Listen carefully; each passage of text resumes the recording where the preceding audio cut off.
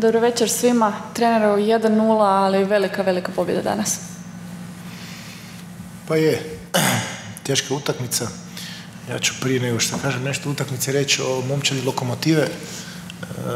Danas smo pili momčad koja je u svim segmentima igre nadirala Rijeku, izgubila je 2-1, koja po meni igra iza, čak bi rekao, možda najbolji i najatraktivniji nogomet u ligi.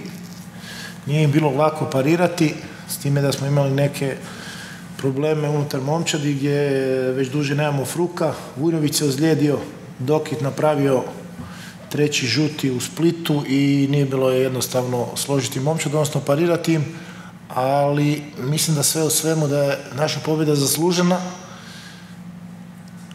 Mislim da nas je taj poništeni gol izbacio iz kolosijeka i da smo se dugo tražili.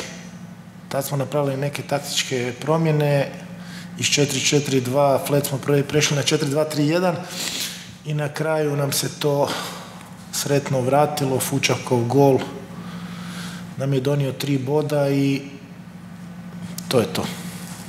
Hvala, evo kolega može pitanje. Sad ste napokon riješili se to, došli ste do te pobjede, ono što se dugo čekalo. Hoće li sad ipak igrača biti malo lakše? Pa gledajte, ja sam nogometni trener, moram biti i psiholog i sve, ali da, nije lako kada vam je taj gol, već sam rekao prije, nije mijenjao dimenzija, nama izgleda kao kutija od cigareta. Znači, nažalost, i danas smo imali dosta izglednih prilika, dosta nekih rubnih situacija koje su otišle na drugu stranu, ali s druge strane moram reći da se vidla želja za pobjedom, a nije jednostavno. Znači, Šibenik je danas bio na plus 11 bodova, moji igrači su jednostavno, znali su da moramo pobijediti utakmicu. Sad je glupo pričati, sad pametovati, likovati nakon utakmice, ali mi smo znali da moramo sve dati da pobijedimo utakmicu, tako smo se postavili, ponovo kažem, protiv jednog protivnika koji ima izvrsne igrače, jako talentirane mlade igrače koji vam mogu držati bez problema posjed, koji vas mogu kazniti zbog jedne pogreške a s druge strane, znamo da nas muči realizacija i znamo da jednostavno moramo stvoriti barem 3-4 šanse da bi zabili jedan gol. Ali, hvala dragom Bogu, danas je to sve štimalo, pobjedili smo i sada se okrećemo sljedeću utakmicu pred Slavijom Belupa. Komentar pomišljenog gola. Je li moguće da se, vjerojatno ste svi vidjeli situaciju zbog čega? Je li moguće da se taj gol pomišlja?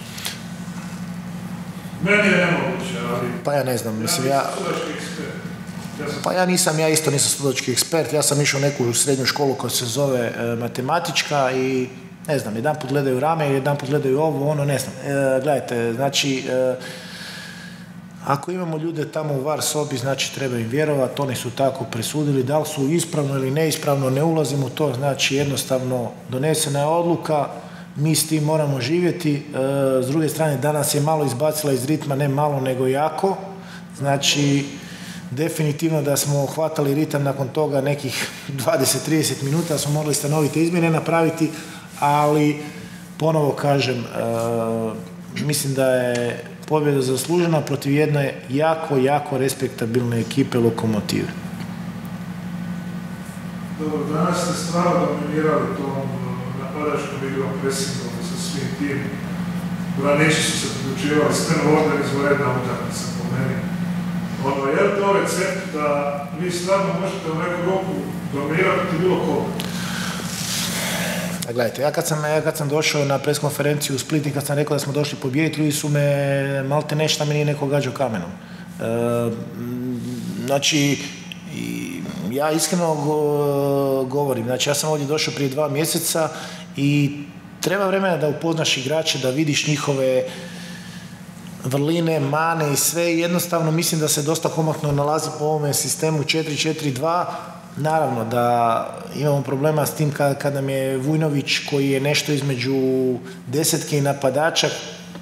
Nije lako sastaviti ekipu kad stavljaš prva 2 napadača koji su sličnih karakteristika, ali danas je igrala samo pobjeda i danas nije uopće bilo upitno na koji način. Znači, znali smo kako želimo, ali ima jedan veliki problem. S druge strane je bila Lokomotiva koja kada je spusti loptu na zemlju i Dinamo će u srijedu imati problema